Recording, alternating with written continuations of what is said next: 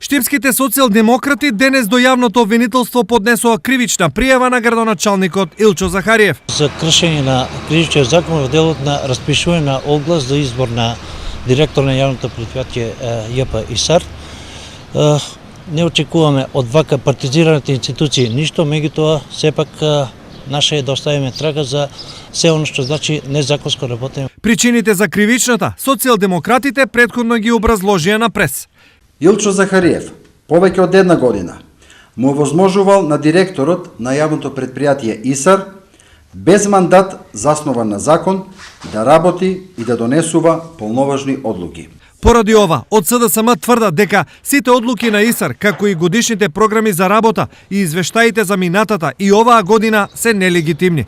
Сепак, на прашањето за конкретни забелешка на работата на ИСАР, од СДСМ го дадаа следниот одговор. Дејќи сме надвор од управувањето на јавно предпријатие, а немаме увид во тоа. Меѓутоа, фактот дека постои незаконско управување со јавното предпријатие, следствено на тоа сите одлуки што произлегуваат од функцијата директор на јавно предпријатие ги сметаме за незаконски или легитимни.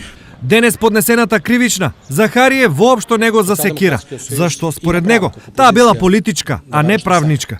Законот е јасен.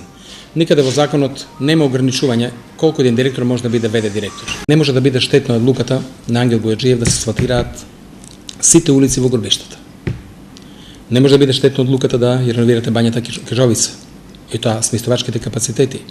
А сега нормално и Машката бања, кој ќе биде по сите стандарди направена. Не може да биде штетна одлуката да речеме да направите нов пазар. Не може да биде штетна одлуката да речеме да направите зоолошка градина. Не може да биде штетна одлуката да ги направите сите паркови да ги одржувате во овој град.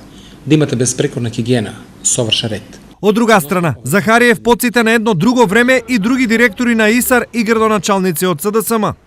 Јас морам да вратам милиони и пол евра од Европската банка за обнова и развој, кредит што го зеде Социјалдемократскиот сојуз, што го потроши. И ние не знаеме зошто.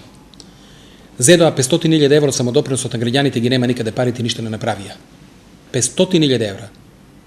Пари зедоа од граѓаните, самодоприносот, каматите ги зедоа. Ништо не направија. Ова се ставовите и на едната и на другата политика. Дали во кривичната има и право, ќе каже јавниот обвинител.